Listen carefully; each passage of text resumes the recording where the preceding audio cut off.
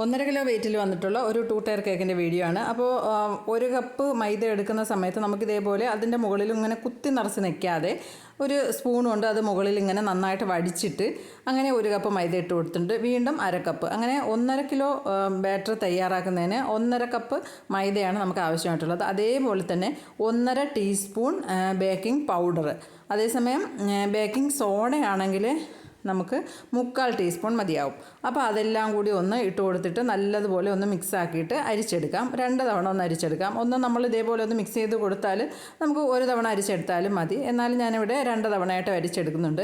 അത് അരിച്ചെടുത്ത് ഒരു സൈഡിലേക്ക് മാറ്റി വെച്ച ശേഷം നമുക്ക് മൈദ എത്രയാണോ എടുത്തിട്ടുള്ളത് അതേ അളവിൽ തന്നെയാണ് 1.5 കപ്പ് പഞ്ചസാര പൊടിച്ചതും കൂടി അളന്നെടുത്ത് മാറ്റി വയ്ക്കാം. അപ്പോൾ അതെല്ലാം നമ്മളിങ്ങനെ ഓരോന്നോരോന്ന് എടുത്ത് വെക്കുകയാണെങ്കിൽ നമുക്ക് ചെയ്യാൻ നല്ല എളുപ്പമായിരിക്കും. അതുകൊണ്ടാണ് ഇങ്ങനെ ഓരോന്നും എടുത്ത് മാറ്റി വെച്ചേക്കുന്നത്. അല്ലെങ്കിൽ നമ്മൾ മുട്ട ബീറ്റ് ചെയ്തെടുക്കുന്ന സമയത്ത് തന്നെ നമുക്ക് വീണ്ടും പഞ്ചസാര പൊടിച്ചെടുത്തുകൊണ്ട് വരേണ്ടി വരും. അപ്പോൾ അതിനേക്കാളും എളുപ്പം നമുക്ക് ഇതേപോലെ എടുത്ത് വയ്ക്കുന്നതാണ്. അതിനുശേഷം നമുക്ക് ടിന്ന് റെഡിയാക്കി വയ്ക്കണം. അപ്പോൾ ഞാനിവിടെ എടുത്തിട്ടുള്ള ടിന്ന് ഇതേപോലെ നമ്മൾക്ക് ഇങ്ങനെ വെച്ചിട്ട് അളവ് നോക്കണം. അപ്പോൾ മുകളിലത്തെ ടയറിന് വേണ്ടിയിട്ട് ഞാൻ എടുത്തിട്ടുള്ളത് 5 ഇഞ്ചും താഴത്തെ ടയർ ഒരു 8.5-9 ഇഞ്ചിനുള്ളിൽ നിൽക്കുന്ന ഒരു ടിന്നുമാണ്. അപ്പോൾ അങ്ങനെ വരുന്ന സമയത്ത് നമുക്ക് 2 ടിന്നിൻ്റെയും ആ ഒരു ഗ്യാപ്പ് ഉണ്ടല്ലോ, ആ ഒരു ഗ്യാപ്പ് നമുക്ക് 2 ടയർ ചെയ്യുന്ന സമയത്ത് ഒരു അത്യാവശ്യം നല്ല രീതിയിൽ ഗ്യാപ്പ് ഉണ്ടെങ്കിൽ ആ കേക്ക് കാണാൻ ഒരു ലുക്ക് ഉണ്ടാവുള്ളൂ. ഇല്ലെങ്കിൽ എന്തോ ഒരു ഭംഗി കുറവ് പോലെയാണ്. നമ്മൾ 8 ഇഞ്ചും 5 ഇഞ്ചും ചെയ്യുകയാണെങ്കിൽ നമ്മളിങ്ങനെ നോക്കുന്ന സമയത്ത് 8ഉം 5ഉം നല്ല വ്യത്യാസമുണ്ട്, 3 ഇഞ്ചിൻ്റെ വ്യത്യാസമുണ്ട്.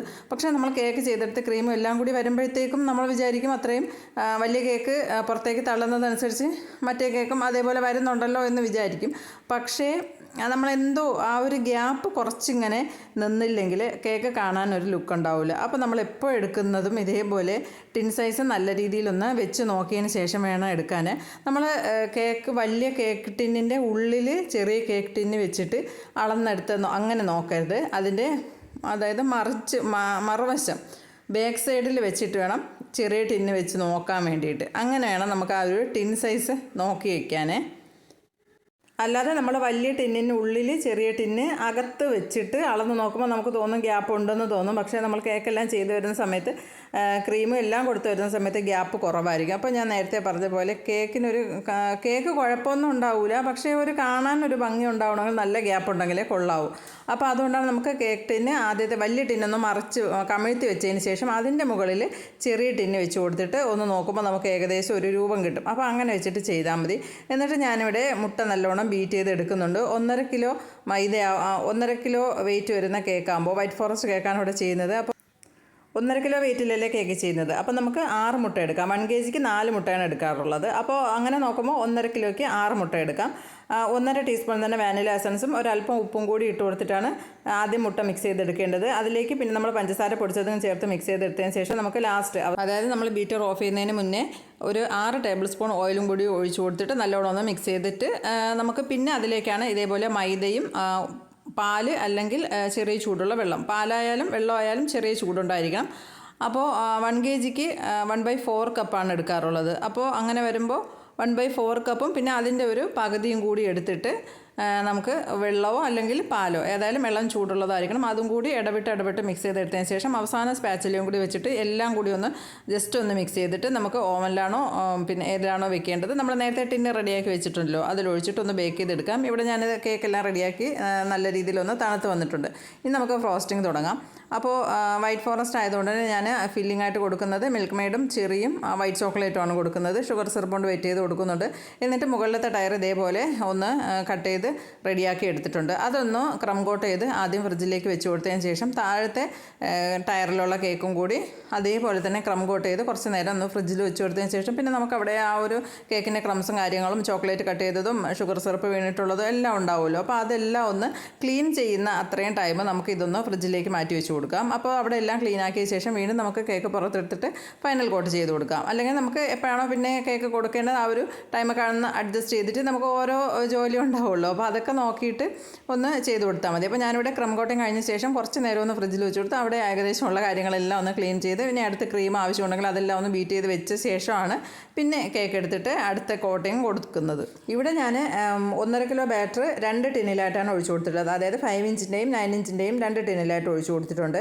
അല്ലെങ്കിൽ നമുക്ക് താഴത്തെ കേക്ക് ചെയ്യുന്ന ഈ 1.5 കിലോ ബാറ്റർ തന്നെ 4 ടിന്നിലായിട്ട് ഒഴിച്ച് അങ്ങനെയും ബേക്ക് ചെയ്തെടുക്കാം. അതായത് 5 ഇഞ്ചിൻ്റെ 2 ടിന്നിലും 9 ഇഞ്ചിൻ്റെ 2 ടിന്നിലുമായിട്ട് ബേക്ക് ചെയ്തെടുക്കാം. ഇവിടെ ഞാൻ ബട്ടർ പേപ്പർ കുറച്ച് ഒന്ന് ഹൈറ്റിൽ കൊടുത്തതിന് ശേഷം ഒരുമിച്ച് തന്നെയാണ് ഈ കേക്കിന് വേണ്ടിയിട്ട് ബാറ്റർ റെഡിയാക്കി ബേക്ക് ചെയ്തെടുത്തിട്ടുള്ളത്.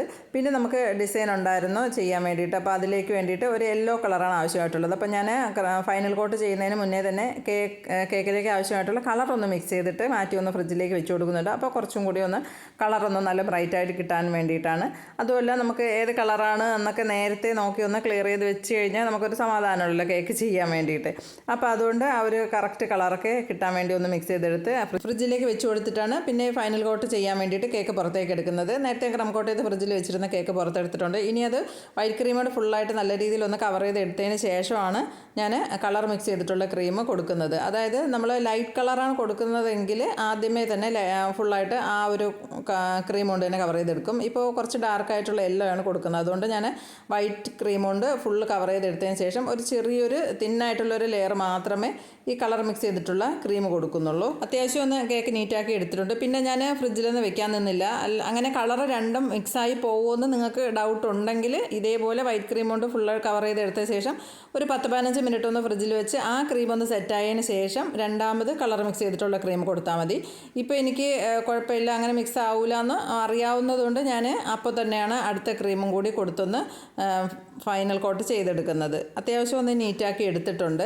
എന്നിട്ട് നമുക്ക് പാലറ്റ് നൈഫ് കൊണ്ടാണ് സൈഡിലൊരു ഡിസൈൻ കൊടുക്കാനുള്ളത്. അതുകൊണ്ട് അധികം നീറ്റാക്കി എടുക്കണമെന്നില്ല. കാരണം ആ ഒരു ഡിസൈന് ആ ഒരു കേക്കിൽ കുറച്ച് റഫായിട്ടുള്ള ഡിസൈനാണ്. അപ്പോൾ നമുക്ക് കുറച്ച് ഫിനിഷിങ് കാര്യങ്ങളൊക്കെ കുറഞ്ഞിരുന്നാലും കുഴപ്പമൊന്നും ഉണ്ടാവില്ല. എന്നാലും ഏകദേശം കേക്കൊന്ന് ഫിനിഷ് ചെയ്ത് എടുക്കുന്നത് എനിക്ക് എന്തോ കേക്ക് അങ്ങനെ ചെയ്യുന്ന സമയത്ത് നിർബന്ധമാണ്. നല്ല രീതിയിലൊന്ന് ഫിനിഷാക്കിയ ശേഷം മാത്രമേ ഞാൻ ഡിസൈന് റഫായിട്ടുള്ളതാണെങ്കിലും അങ്ങനെ കൊടുക്കുകയുള്ളൂ. അപ്പോൾ ക്രീം കൊടുത്തിട്ട് നല്ലോണം ഒന്ന് ക്ലീനാക്കി എടുത്തതിന് ശേഷമാണ് പിന്നെ ആ റഫായിട്ടുള്ള ഡിസൈൻ കൊടുക്കുന്നത്. പാലറ്റ് നൈഫ് കൊണ്ടുള്ളൊരു ഡിസൈനായിരുന്നു. സൈഡിൽ പിന്നെ ആ സ്ക്രാപ്പർ കൊണ്ട് തന്നെയാണ് ഞാൻ കൊടുത്തിട്ടുള്ളത്. പാലറ്റ് നൈഫ് യൂസ് ചെയ്തിട്ടില്ല. ഇതേപോലെ ലൈൻസൊക്കെ വരുന്ന രീതിയിലാണ് മുകളിൽ. എന്നിട്ട് പാലറ്റ് നൈഫ് കൊണ്ട് ഇതേപോലെ അതിൻ്റെ മുകളിലേക്ക് വെച്ച് കൊടുത്തതിന് ശേഷം ഒന്ന് റൊട്ടേറ്റ് ചെയ്ത് എടുത്തിട്ടുണ്ട് ടേൺ ടേബിൾ. അപ്പോൾ അങ്ങനെ വന്നപ്പോഴത്തേക്കും ഡിസൈൻ കംപ്ലീറ്റ് ആയിട്ടുണ്ട്. ഇനി ഇത് ഫ്രിഡ്ജിലേക്ക് വെച്ച് കൊടുത്തതിന് ശേഷം നല്ലോണം സെറ്റായതിന് ശേഷമല്ലേ നമുക്ക് മുകളിലത്തെ ടയർ എടുത്ത് വെച്ച് കൊടുക്കാൻ പറ്റുള്ളൂ. അപ്പോൾ നമ്മൾ നേരത്തെ തന്നെ, അതായത് തലേ ദിവസം തന്നെ ഇത് ചെയ്ത് വയ്ക്കുന്നതാണ് ഏറ്റവും നല്ലത്. അപ്പോൾ കസ്റ്റമർ നേരത്തെ തന്നെയാണ് നമുക്ക് ഈ 2 ടയർ കേക്കിൻ്റെ ഓർഡർ തരുന്നതെങ്കിൽ ഞാൻ മിക്കവാറും തലേ ദിവസം തന്നെ കേക്ക് ഏകദേശം സെറ്റ് ചെയ്ത് വെക്കും. കാരണം നമുക്കിങ്ങനെ ആ മുകളിലത്തെ ടയർ എടുത്ത് വെച്ച് കൊടുക്കാൻ വേണ്ടി നല്ല രീതിയിൽ രണ്ട് കേക്ക് നല്ല രീതിയിൽ സെറ്റായാൽ മാത്രമേ നമുക്ക് ഒരു പാടും ഇല്ലാതെ ഒരു ബുദ്ധിമുട്ടില്ലാതെ നമുക്കതിൻ്റെ മുകളിലേക്ക് എടുത്ത് വെച്ച് കൊടുക്കാൻ പറ്റുള്ളൂ. അല്ലെങ്കിൽ നമ്മൾ ഈ മുകളിലത്തെ കേക്ക് ഇങ്ങനെ എടുക്കുന്ന സമയത്ത്, അതായത് പാലറ്റ് നൈഫ് കൊണ്ട് എടുക്കുന്ന സമയത്ത് അത് കേക്ക് ഇങ്ങനെ ഇരുന്നൊരു ആട്ടം പോലെ, ഒരു കുലുക്കം പോലെ ഉണ്ടാവും. ഇല്ലെങ്കിൽ നല്ല സ്റ്റിഫായിട്ട് നല്ല സ്റ്റഡി ആയിട്ട് തന്നെ കേക്ക് അങ്ങനെ തന്നെ ഇരുന്നോളൂ. നമ്മൾ എടുത്തു വെച്ച് കൊടുക്കുന്ന സമയത്ത് ഒരു ടെൻഷൻ ഇല്ലാതെ നമുക്ക് എടുത്തു വെച്ച് കൊടുക്കാം. ചിലപ്പോൾ നമുക്ക് സഹായത്തിന് ആരും കൂടെ ഇല്ലയെന്നുണ്ടെങ്കിലും നമുക്ക് ഒരു കുഴപ്പമില്ലാതെ തന്നെ എടുത്തു വെച്ച് കൊടുക്കാൻ പറ്റും. ഇവിടെ നിങ്ങൾക്ക് കാണുമ്പോൾ മനസ്സിലാവും ഞാൻ അത്യാവശ്യം നല്ല രീതിയിൽ തന്നെയാണ് കേക്ക് സെറ്റ് ചെയ്ത് എടുത്തിട്ടുള്ളത്.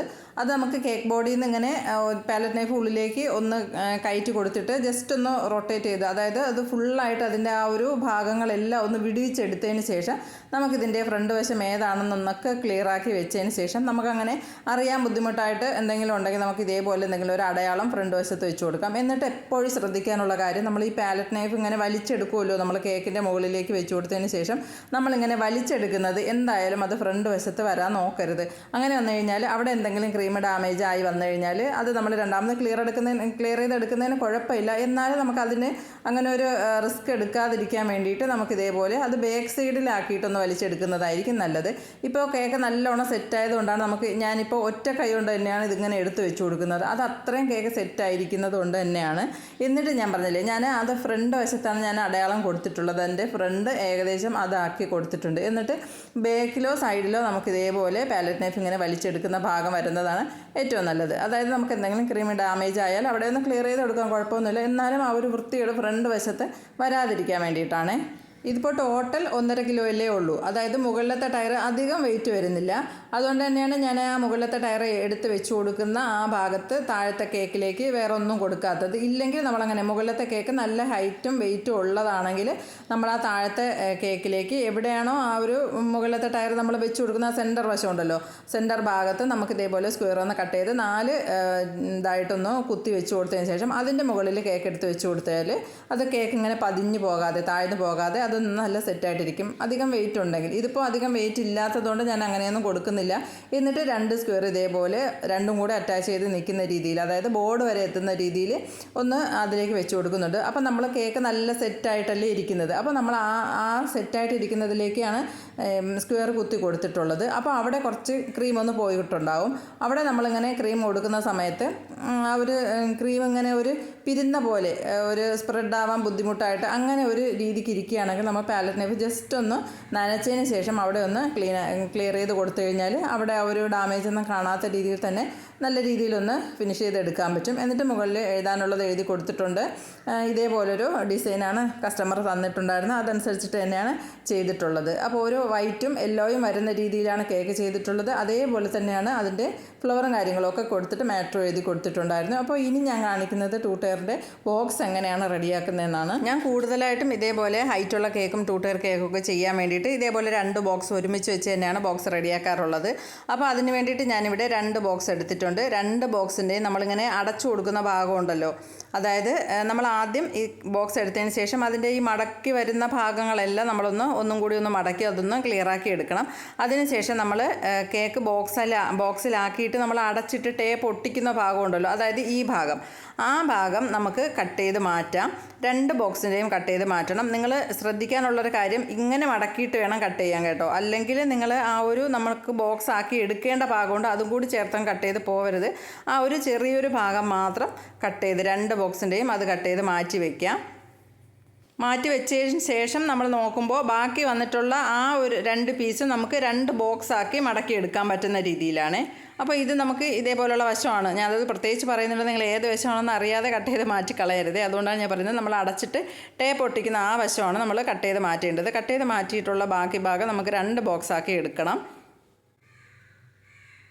ഒരെണ്ണം നമുക്ക് കേക്ക് വെച്ച് കൊടുക്കാനും ഒരെണ്ണം നമുക്ക് അതിൻ്റെ മുകളിലേക്ക് അടയ്ക്കാനും. എന്നിട്ട് നമുക്ക് ഇതേപോലെ ബോക്സ് ആക്കി എടുക്കാമേ. അപ്പോൾ നമുക്ക് മനസ്സിലാവും അതെങ്ങനെയാണെന്നുള്ളത്. ഇതേപോലെ കണ്ടില്ലേ, 2 ബോക്സ് ആക്കി കിട്ടും. മറ്റേതും അതേപോലെ ചെയ്തെടുക്കുമ്പോൾ അത് വേറൊരു ബോക്സ് ആക്കി കിട്ടും. അപ്പോൾ അതിനുള്ളിലേക്ക് ഒരെണ്ണത്തിനുള്ളിലേക്ക് നമുക്ക് കേക്ക് വെച്ച് കൊടുക്കാം. ഇതിപ്പോൾ ഫോൾഡ് ചെയ്തെടുക്കാനൊക്കെ നിങ്ങൾക്ക് ഏകദേശം കേക്ക് ചെയ്യുന്ന ആൾക്കാർക്കൊക്കെ അറിയാവുമല്ലോ. നമുക്ക് ഇതേപോലെ 2 വശങ്ങളിലായിട്ട് അതിനൊരു സ്പേസ് ഉണ്ടാവും. അതിനുള്ളിലേക്ക് ഇങ്ങനെ ഇറക്കി വെച്ച് കൊടുത്താൽ മതി. അപ്പോൾ പ്രത്യേകിച്ച് ചെയ്യാനുള്ളത്, നമ്മൾ ഈ വശങ്ങളെല്ലാം നല്ല രീതിയിലൊന്ന് മടക്കി കൊടുക്കണം. നമ്മൾ ആ മടങ്ങാതെ വരുമ്പോഴാണ് ബോക്സ് ഒരു ക്ലിയർ അല്ലാതെ ഇരിക്കുന്നത്. ഒന്ന് മടക്കി കൊടുത്തു കഴിഞ്ഞാൽ ഇതേപോലെ 2 ബോക്സാക്കി കിട്ടിയിട്ടുണ്ട്. അതിൽ ഒരു ബോക്സിലേക്ക് നമുക്ക് കേക്ക് എടുത്ത് വെച്ച് കൊടുക്കാം. എന്നിട്ട് ബാക്കി വരുന്ന നമ്മൾ കട്ട് ചെയ്ത് മാറ്റി വെച്ച ഭാഗമുണ്ടല്ലോ, അത് ഇതിൻ്റെ 2 വശത്ത്, അതായത് കേക്ക് ഇരിക്കുന്ന ബോക്സിൻ്റെ 2 വശത്തായിട്ടും കൂടി ഒട്ടിച്ചു കൊടുക്കാം. പിന്നെ ഒരു കാര്യം ശ്രദ്ധിക്കാനുള്ളത്, നമ്മൾ ഇതേപോലെ ഇങ്ങനെ പിടിച്ചിട്ട് കൊടുക്കുന്ന ഭാഗമുണ്ടല്ലോ, ആ ബോക്സ് ഇങ്ങനെ ക്ലോസ് ആക്കി കൊടുക്കാൻ വേണ്ടിയിട്ട് നമ്മളിങ്ങനെ പിടിച്ചിട്ട് കൊടുക്കുന്ന ആ വശത്ത് വെച്ചിട്ട് വേണം നമ്മൾ കട്ട് ചെയ്ത് വെച്ചിട്ടുള്ള പീസ് വെച്ച് ഒട്ടിച്ചു കൊടുക്കാൻ വേണ്ടിയിട്ട്. അല്ലാതെ നമ്മളിങ്ങനെ ക്ലോസ് ആയി നിൽക്കുന്ന വേറൊരു വശമുണ്ട്, അവിടെ വെച്ച് കൊടുക്കേണ്ട ആവശ്യമില്ല. കാരണം അവിടെ കുറച്ചും കൂടി ഹൈറ്റിലൊന്ന് അത് ക്ലോസ് ആയി നിൽക്കുന്നുണ്ട്. അവിടെ വെച്ച് കൊടുക്കുന്നേക്കാളും നമ്മളിങ്ങനെ ആ ഒരു ക്ലോസിങ് വരുന്ന ഭാഗത്ത് വെച്ച് കൊടുത്താൽ മതി. എന്നിട്ട് നമുക്ക് ഒന്നുകിൽ ടേപ്പ് വെച്ച് ഒട്ടിച്ചു കൊടുക്കാം, ഇല്ലെങ്കിൽ സ്റ്റാപ്ലെയർ അടിച്ചു കൊടുക്കാം. സ്റ്റാപ്ലെയർ അടിച്ചു കൊടുക്കാൻ എനിക്ക് ചെറിയൊരു പേടിയാണ്. കാരണം എങ്ങാനും അവരത് ഇളക്കുന്ന സമയത്ത് അത് പിന്ന് ഊരി കേക്കിലേക്ക് വീഴുമെന്നൊക്കെ എനിക്കൊരു പേടിയുണ്ട്. അതുകൊണ്ട് ഞാൻ എപ്പോഴും ഇതേപോലെ സ്റ്റാപ്ലെയർ വെച്ച് കൊടുക്കാതെ ടേപ്പ് വെച്ച് ഒട്ടിച്ചു കൊടുക്കുകയാണ് ചെയ്യുന്നത്. എന്നിട്ട് ഇതേപോലെ നമ്മൾ നേരത്തെ എടുത്ത് വെച്ചിട്ടുള്ള വേറൊരു ബോക്സും കൂടി ഉണ്ടല്ലോ, അത് ഇതിൻ്റെ മുകളിലേക്ക് വെച്ച് കൊടുത്ത് ഇങ്ങനെ അടച്ചു കൊടുത്തു കഴിഞ്ഞാൽ അത് ക്ലോസ് ആയി കിട്ടിക്കോളും. പിന്നെ ആ ഒരു സൈഡ് വശം നമുക്കിങ്ങനെ ഓപ്പണായി കാണുന്നു എന്ന് തോന്നിയാൽ അവിടെ ഒരു ചെറിയൊരു പ്ലാസ്റ്റിക്കിൻ്റെ പീസോ എന്തെങ്കിലും ഒരു ബട്ടർ പേപ്പറോ വെച്ചിട്ട് നമുക്ക് അവിടെയും ഒന്ന് ഒട്ടിച്ചു കൊടുക്കാവുന്നതാണ്. അത് നമ്മൾ ബോക്സിൽ കവറിലാക്കി കൊടുക്കുകയാണെങ്കിൽ അതിൻ്റെ ആവശ്യമില്ല. അല്ലാതെ നമുക്ക് അടുത്ത് ഡെലിവറി ചെയ്യുകയാണെങ്കിലും കുഴപ്പമില്ല. ദൂരത്തേക്കൊക്കെ ആണെങ്കിൽ അവിടെ ഒരു പ്ലാസ്റ്റിക്കിൻ്റെ എന്തെങ്കിലും ഒരു കവറോ അല്ലെങ്കിൽ ബട്ടർ പേപ്പറോ എന്തെങ്കിലും ഒരു കവർ വെച്ചിട്ട് നമുക്ക് അവിടെയും കൂടി ഒന്ന് ക്ലോസ് ആക്കി കൊടുത്താൽ മതി. എന്നിട്ട് മുകളിൽ ഇതേപോലെ നൈഫും കൂടി വെച്ച് കൊടുത്തപ്പോഴത്തേക്കും കേക്ക് ഏകദേശം സെറ്റായിട്ടുണ്ട്. കേക്ക് ബോക്സ് റെഡി ആയിട്ടുണ്ട്. ഇത് നമുക്ക് ഇതേപോലെ ഇങ്ങനെ മുകളിലേക്ക് ഇങ്ങനെ വലിച്ച് മുകളിലേക്ക് ഉയർത്തി ഇങ്ങനെ എടുക്കാവുന്നതേ ഉള്ളൂ. അപ്പോൾ ഇന്നത്തെ വീഡിയോ എല്ലാവർക്കും ഇഷ്ടപ്പെട്ടിട്ടുണ്ടെന്ന് വിചാരിക്കുന്നു. അപ്പോൾ ഇഷ്ടപ്പെട്ടാൽ എന്നും പറയും പോലെ തന്നെ നിങ്ങൾക്ക് ഉപകാരമായി എന്ന് തോന്നിയാലും വീഡിയോ ലൈക്ക് ചെയ്യാനും ഷെയർ ചെയ്യാനും സബ്സ്ക്രൈബ് ചെയ്യാനും മറന്നു വരുതേ.